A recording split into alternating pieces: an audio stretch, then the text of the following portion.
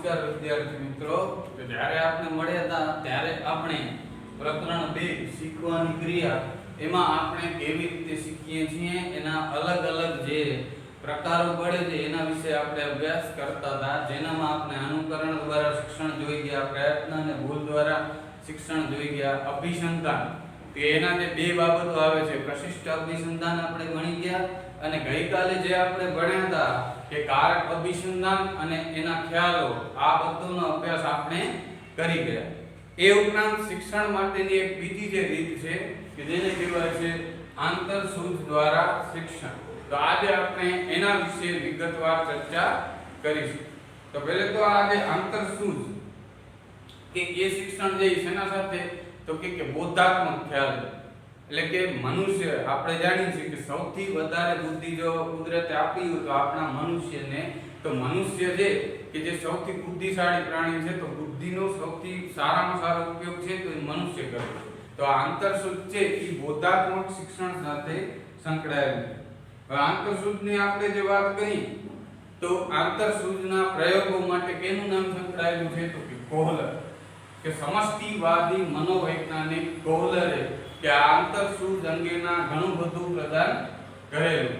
ને એમણે કે જ્યારે પ્રથમ વિશ્વયુદ્ધ ચાલુ હતું ત્યારે એમને કેનરી ટાપુ ઉપર, કે પ્રથમ વિશ્વયુદ્ધ દરમિયાન કેનરી ટાપુ ઉપર ચિમ્પાન્જી ઉપર પ્રયોગો કરી અને એક આંતરસૂઝનો મહત્વપૂર્ણ ખ્યાલ છે એમણે રજૂ કરેલો છે. અને એમની જે વાત કરી તો એમના મતે, એટલે કે કોહલરે જે સિદ્ધાંત સ્થાપ્યો એમના મતે કે પ્રયત્ન અને ભૂલ કરતા પણ કે શિક્ષણ છે એ વધારે ડીપલી બાબત છે. એટલે કે પ્રયત્ન, જ્યારે વ્યક્તિ સમક્ષ કોઈ સમસ્યા ઉત્પન્ન થાય ત્યારે વ્યક્તિ જે છે એ સમસ્યાનો એને અચાનક ઉકેલ મળે છે ને ત્યારે એ સમસ્યાનું છે એ નિરાકરણ લાવે છે. એવા સિદ્ધાંત ઉપર કે આ આંતરસૂઝ છે એ શિક્ષણ કે કાર્ય કરે. તો આપણે એને પ્રયોગો દ્વારા વિસ્તૃતપૂર્વક સમજ પ્રાપ્ત કરશું. તો એમાં જે કોહલરે જે પ્રયોગો કર્યા તો કેના ઉપર કર્યા, તો કે ચિમ્પાન્જી ઉપર. એને ચિમ્પાન્જીની પસંદગી એટલા માટે ઉતારી કે આપણે જાણીએ છીએ કે દુનિયામાં સૌથી વધારે બુદ્ધિશાળી પ્રાણી માણસ છે.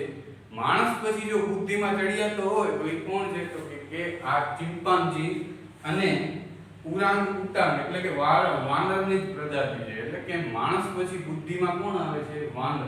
તો એમને જે છે આ વાનરની પસંદગી ઉતારી અને એમના ઉપર ચિમ્પાન્જી સમક્ષ, એટલે કે આ જે વાંદરા સમક્ષ અલગ અલગ જટિલ સમસ્યાઓ રજૂ કરી અને વિવિધ જે છે એ પ્રયોગોને એના દ્વારા રસપ્રદ માહિતીને એ બધે જે છે ને આંતરસૂઝનો સિદ્ધાંત એમણે આપેલો છે. તો એમના પ્રયોગો જોઈએ. 3 પ્રયોગો એમને જે કર્યા હતા કે ત્રણેયની સમસ્યા, જે આ હળવી સમસ્યા હતી એનાથી પછી જટિલ ને એનાથી જટિલ. એમાં પહેલો પ્રયોગ આવે છે 1 લાકડી વાળો પ્રયોગ, બીજો છે 2 લાકડી વાળો પ્રયોગ અને ત્રીજો ખોખાનો પ્રયોગ. તો આ 3 પ્રયોગો કે કેનરી ટાપુ ઉપર ચિમ્પાન્જી ઉપર કોહલરે છે એ ચિમ્પાન્જી ઉપર આ પ્રયોગો કર્યા હતા. તો એને આપણે વિગતપૂર્વક સમજીશું. હવે 1 લાકડી વાળો પ્રયોગ, તો એની જે વાત કરીએ તો કોહલરે કે સરળ સમસ્યાથી જટિલ સમસ્યા, મેં તમને કીધું કે એમને અલગ અલગ આ ત્રણેય પ્રયોગમાં એવું જોવા મળશે કે પહેલા પ્રયોગની સમસ્યા છે પ્રમાણમાં સરળ છે, બીજાની એનાથી અઘરી છે અને ત્રીજાની એનાથી જટિલ અથવા અઘરી. તો એમાં પહેલા પ્રયોગમાં એને શું કર્યું કે સરળ સમસ્યા, કે 1 લાકડી વાળા પ્રયોગમાં ચિમ્પાન્જી સમક્ષ સરળ સમસ્યા રજૂ કરી અને પ્રયોગ કરવામાં આવ્યો હતો. હવે કઈ રીતે, તો એની વાત કરીએ તો એમણે એક ભૂખ્યા ચિમ્પાન્જીને પાંજરામાં પૂર્યો. આ પાંજરામાં પૂર્યો, પાંજરાની બહાર કે ચિમ્પાન્જીને કેળાની લૂમ, એટલે કે ઝુમકો, એટલે કે ભૂખ્યા ચિમ્પાન્જીને પાંજરામાં પૂર્યો, પાંજરાની બહાર કે કેળાની લૂમ ઝુમકો દેખાય એ રીતે લટકાવવામાં આવ્યો. એ ઉપરાંત એમણે શું કર્યું કે પાંજરાની પાછળના ભાગે કે એક લાકડી મૂકી. ત્યાર પછી એમને જોયું તો શરૂઆતમાં વાંદરો બહુ ભૂખ્યો હતો. વાંદરો ભૂખ્યો હતો એટલે એને શું કર્યા, કૂદાકૂદ કરવા માંડી દીધી. કેળાની લૂમ મેળવવા માટે તે પોતે હાથ બારે કાઢ્યા, કઈ કૂદાકૂદ કરી, આમ તેમ કર્યું, તેમ છતાં કેળાની લૂમ જે છે એને પ્રાપ્ત થઈ નહીં. ઘણા બધા પ્રયત્નો કર્યા, તેમ છતાં કેળાની લૂમ એટલે કે ઝુમખો પ્રાપ્ત કરવામાં એને સફળતા મળી નહીં. એટલે છેવટે કંટાળી ગયો કે આ તો મને ભૂખ લાગી છે, સામે કેળા પડ્યા છે, પણ શું કરું? કંટાળીને પાછળના ભાગે બેસી ગયો. આ બેસી ગયો પછી અચાનક એની નજર ક્યાં પડી? લાકડી ઉપર પડી કે જે પાંદડાની પાછળ મૂકેલી હતી. મેં તમને વાત કરી હતી એ પ્રમાણે. હવે અચાનક એની નજર લાકડી ઉપર ગઈ અને અચાનક એને સમસ્યાનો ઉકેલ સૂચ્યો કે ઝબકારો થયો કે જે કાંઈ પણ થયું, તો એને શું કર્યું? એ લાકડી ઉપાડી. ત્યાર પછી લાકડી ઉપાડી અને એને શું છે કે લાકડીને બે હાથથી બહાર કાઢી કેળાની લૂમને પોતાની નજીક લઈ આવી અને ત્યાર પછી છે એ કેળાની લૂમ લઈ લીધી અને પોતે જે છે એ પોતાનું જે ધ્યેય હતું એ પ્રાર પાડ્યું. એટલે કે કહેવાનો મતલબ એ કે ચિંપાંજી કે આ જે સમસ્યા ઉકેલી તો એનામાં શું છે કે આંતરસૂઝ જવાબદાર હતી. એટલે કે એને કે લાકડીને જોયું અને અચાનક સમસ્યાના ઉકેલનો ઝબકારો થયો અને એને શું કર્યું કે આ જે છે કેળાની ઝુમખો કે લૂમ પ્રાપ્ત કરી. ત્યાર પછી બીજો પ્રયોગ આપણે જોઈએ, 2 લાકડી વાળો પ્રયોગ. એક ચિંપાંજી ઉપર કે જે આ 1 લાકડી વાળો પ્રયોગ જે ચિંપાંજી ઉપર કર્યો તો એ જ ચિંપાંજી ઉપર બીજો એમણે પ્રયોગ કર્યો અને એમાં એમણે શું કર્યું કે સમસ્યાને થોડી અઘરી બનાવી, એટલે કે જટિલ અઘરી સમસ્યા બનાવી. હવે એમણે શું કર્યું કે એક ભૂખ્યા ચિંપાંજીને એક પાંજરામાં પૂર્યો. ત્યાર પછી બારે કે જે રીતે પહેલા પ્રયોગમાં જોયું એમ કેળાની લૂમ કે ઝુમખો, પણ આ પ્રયોગમાં કે 2 લાકડી વાળા પ્રયોગમાં કેળાનો જે ઝુમખો હતો એ થોડો દૂર લગાવ્યો. હવે એમણે શું કર્યું કે પાંજરાની અંદર એક નાનકડી લાકડી રાખી અને પાંજરાની બહાર એક મોટી લાકડી રાખવામાં આવી અને ત્યાર પછી ભૂખ્યા ચિંપાંજીને અંદર પૂર્યો. એટલે ચિંપાંજી એ જ કે ભૂખ્યો હતો, સામે કેળા દેખાતી હતી, એટલે આમ તેમ આડાવડા પ્રયત્ન કર્યા. પછી પહેલાના અનુભવ પ્રમાણે લાકડીથી એને કેળા મેળવ્યા હતા, એટલે નાનકડી લાકડી લઈ અને પ્રયત્નો કર્યા. તેમ છતાં એને સફળતા ન મળી, કારણ કે એને પહેલે અનુભવ થઈ ગયો હતો એક ખોખા લાકડી વાળા પ્રયોગમાં કે એને શું કર્યું હતું કે લાકડીથી કેળા લઈ અને પોતે જે લીધા હતા. તો એ અનુભવ પ્રમાણે એને શું કર્યું કે અંદર જે નાનકડી લાકડી પડી હતી એ લાકડીથી કેળાની લૂમને લેવાનો પ્રયત્ન કર્યો, પણ એને સફળતા મળી નહીં. ત્યાર પછી સફળતા ન મળી એટલે શું થયું કે વળી પાછો બેસી રહ્યો એટલે અચાનક એનું ધ્યાન શું થયું તો કે બારે પડેલી લાંબી લાકડી ઉપર પડી. એટલે એને શું કર્યું, લાંબી લાકડી પોતાના હાથથી લીધી. એટલે એ લાંબી લાકડીથી પ્રયત્ન કરે. હવે લાંબી લાકડીથી પ્રયત્ન કરે તેમ છતાં પણ કેળાની લૂમ સુધી લાંબી લાકડી પણ પહોંચી શકે એમ હતી નહીં. એટલે એને નિષ્ફળતા વળી પ્રાપ્ત ન થઈ. પછી શું કર્યું કે 2 લાકડીઓ એને અંદર લઈ લીધી પાંજરામાં. પછી ગુમસુમ બેસી રહ્યો થોડીક વાર. પછી વળી પાછું એને શું કર્યું, 2 લાકડીથી રમવા માંડ્યો. હવે રમવા માંડ્યો તો અચાનક એ 2 લાકડીઓ જોડાઈ ગઈ. હવે જોડાઈ ગઈ એટલે એને ઝબકારો થયો કે આ લાકડી છે તો એનાથી કેળાનું લૂમ છોડ્યું. એટલે એને શું કર્યું કે લાંબી લાકડીથી કેળા સુધી ખેંચી કેળાને નજીક લાવી અને એ પોતે શું છે કે પોતે કેળાની લૂમ પ્રાપ્ત કરી. એટલે કે કહેવાનો મતલબ એ છે કે ચિંપાંજી કે આ 2 લાકડીઓ જોડીને એને અચાનક ઝબકારો થયો કે હવે લાકડી લાંબી થઈ ગઈ છે અને હું કેળાની લૂમ જે મેળવી શકીશ. તો આ રીતે આંતરસૂઝ દ્વારા કે ચિંપાંજી છે કે સરળ સમસ્યા ઉકેલી, ત્યારબાદ એનાથી પણ જટિલ સમસ્યા ઉકેલવામાં ચિંપાંજી આંતરસૂઝ દ્વારા સફળ થયો. પછી ત્રીજો પ્રયોગ આપણે જોઈએ કે ખોખાનો પ્રયોગ. હવે આનામાં શું કર્યું કે એમણે આ 2 કરતા પણ વધારે અઘરી સમસ્યા જે ચિંપાંજી સમક્ષ રજૂ કરી. એમણે શું કર્યું કે એક લાંબી છત ઉપર કે વચ્ચોવચ્ચ કેળા લટકાવે,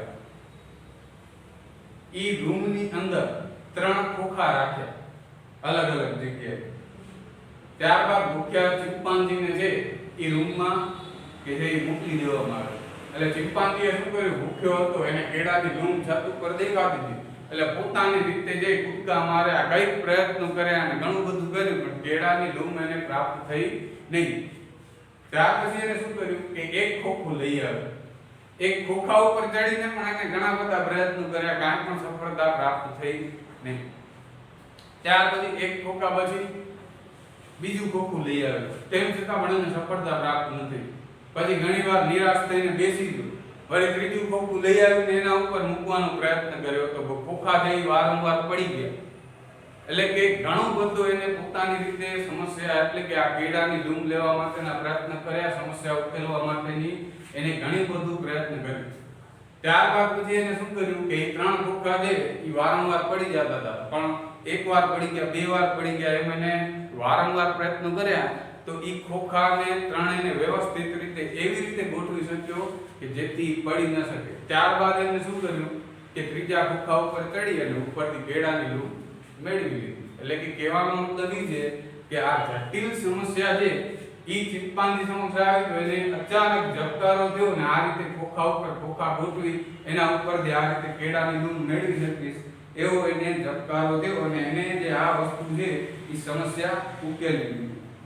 અને બીજી એક વસ્તુ એ છે તો આ રીતે કોહલર એમ કહે છે કે વ્યક્તિ છે ઈ સમસ્યાને ઉકેલવા માટે જે છે કે આ અંતરસૂઝ દ્વારા શિક્ષણ પ્રાપ્ત કરે.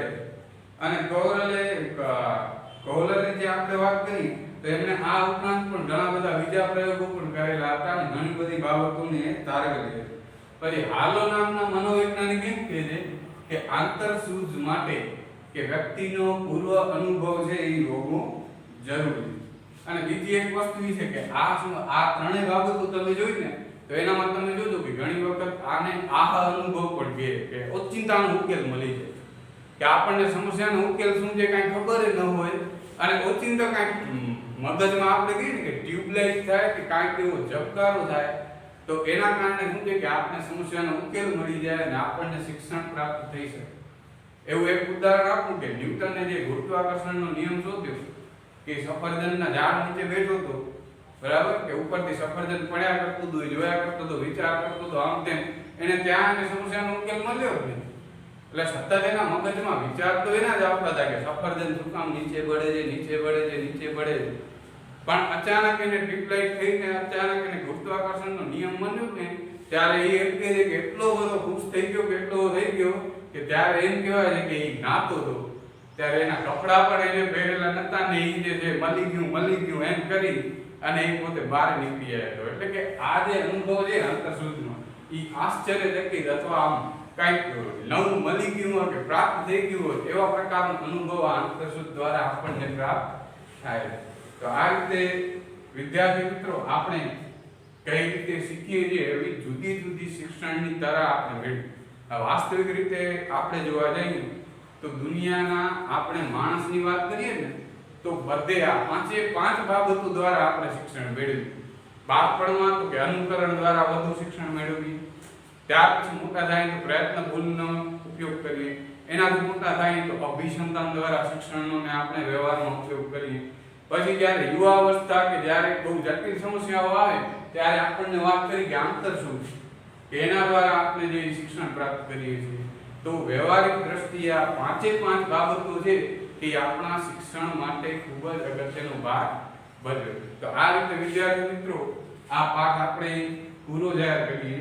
આમાં કાંઈ પણ તમને પ્રશ્ન કે જે કાંઈ પણ હોય તો એ જે છે આપણે હવે WhatsApp નંબર જે તમને સેન્ડ કરવામાં આવશે તો એના ઉપર કાંઈ પણ ચર્ચા આપણે કરશું. એ ઉપરાંત આનું સ્વાધ્યાય કે એ તમે લખી લો, મેં બોર્ડ ઉપર પણ લખ્યું છે, તેમ છતાં બોલી જાઓ. કદાચ તમને જો આ બોર્ડ ઉપરના અક્ષરો ન દેખાતા હોય કે કાંઈ કેવી બાબત હોય તો વિભાગ 1 એટલે કે જેમાં વિકલ્પવાળા પ્રશ્નો છે તો એ બધા કરવાના છે. વિભાગ 2 તો એમાં એક વાક્યના પ્રશ્નો છે એ પણ બધા કરવાના છે. વિભાગ C એમાં 6, 7 અને 8 એટલે કે ટૂંકમાં ઉત્તર આપવો છે એના 6, 7 અને 8 કરવાના. વિભાગ D મુદ્દાસર ઉત્તર આપો એમાં 1, 2 અને 7 અને 8 તમને કરવાના છે.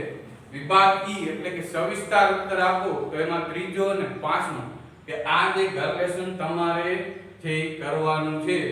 અને જ્યારે આપણે હવે મળશું ત્યારે આપણે શું છે કે રોજ કે તમે 10 થી 15 મિનિટનું લેસન કરો એ પ્રકારના આયોજન સાથે છે રોજ આપણે કે ઘર લેસન આપશું.